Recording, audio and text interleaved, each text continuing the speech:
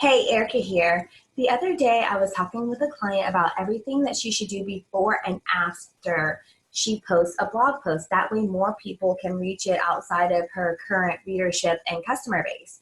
Because yes, you can send an email to your customer base telling them about a blog post or how to use your product, but there's other 4 key ways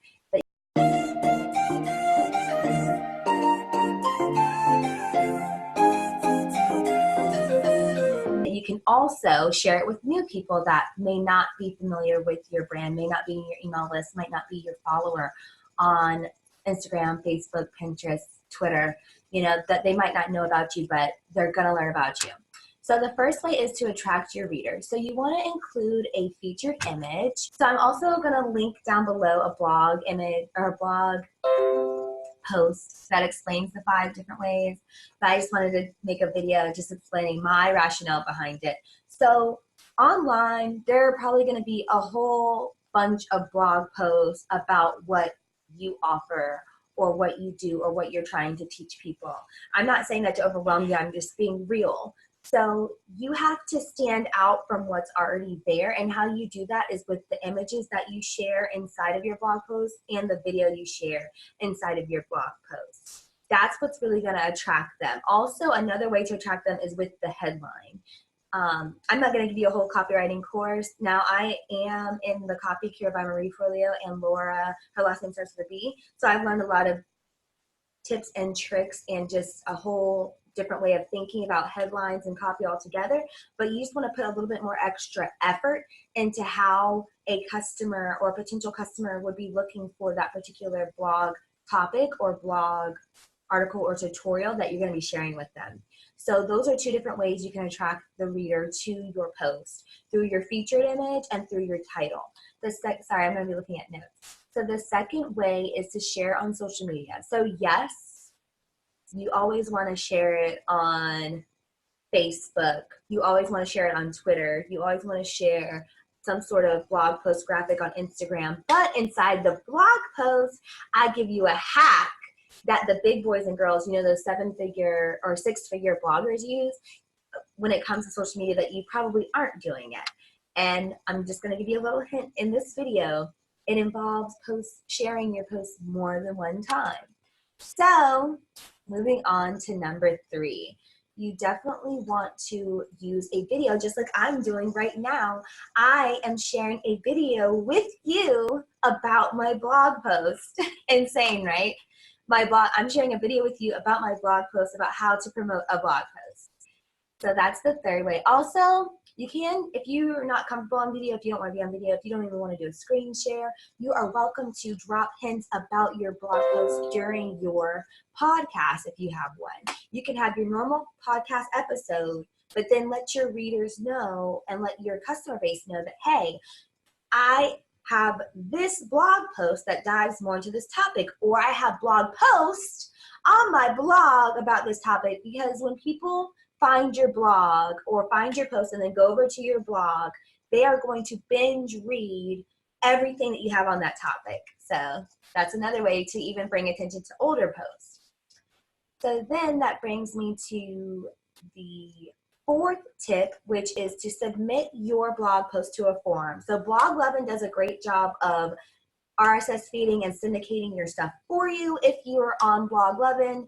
And if you're not on Blog11, I don't have a video about Blog11 yet. I probably should make that after this, but you definitely want to join Blog11. It's free to join. Once you link your blogs, all your different posts are shared on Blog11. So you might not get a whole bunch of traffic, but at least you'll have it to where that's doing it on autopilot. Now, Reddit is an awesome place to share your blog posts because Reddit users, and also forums that are like Reddit users are avid readers. They're always looking for new blog content. They're always looking for new bloggers to interact with, and they're bloggers themselves usually. So you sharing your work on Reddit, that's just going to help you. So Reddit, Blog11, and what other forums are relevant to your niche, the N-word, niche.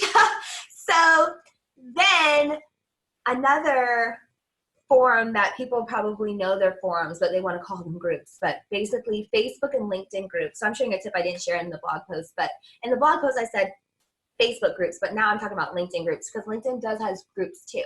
So to really make it reach even more people that are interested in what that you have to offer, I would say share it in groups, and those groups act as forums. They're avid readers. They're sharing their knowledge with you. You share your knowledge with them. Also, the Girl Boss community, I'm going to have to go back to the blog post and add that in. I know that I shared it inside of the actual checklist that you will receive also if you click the link below. So yeah, that's number 4. And then number 5 is actually telling your list. Literally every single time you really have a new piece of content, a video on YouTube or a blog post, you should be sharing that with the people on your email list, whether they're a client, a past client, a potential client, your friend, your family, whoever. You should be sharing it with them because, I mean, they're already there. They enjoy what you do. They always want to see what you're up to. So why not share it with your list? So now I'm just going to share my screen and show you. Let me make sure. Yeah. So this is the blog post, and it tells you the 5 ways. I told you the 5 ways. This is the email blast for announcing my blog post. So I'm practicing what I preach, okay?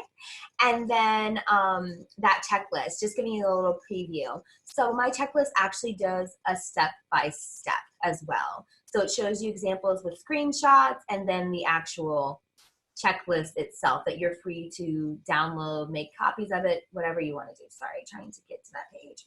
So yeah, it tells you exactly what to do before and after. Whether you're new to blogging or you've been blogging for a while, I think there might be a gem in there that you may have not known before. I've been blogging off and on for going on 6 years now. Am I a 6-figure blogger? No, not technically, but my blogs do help me reach new people. So understand, blogging helps me in my business. So that's why I'm sharing it with you. So I said all that to say, like and subscribe if you enjoyed this video. Check out the blog post below. Download your free checklist of what you should do before and after. It literally includes a step-by-step guide as well. So I'm not just throwing you out there to the wolves. If you're super new to blogging, it has a step-by-step of what you should do. If you have any questions, send me an email or DM on Instagram. Bye-bye. Hope you have a great day. Designing the email blast in Flowdesk, and then the other tutorial is workflows. So if you have been wondering about email sequencing and how you should do it and it sounds complicated, I have tried my best to make it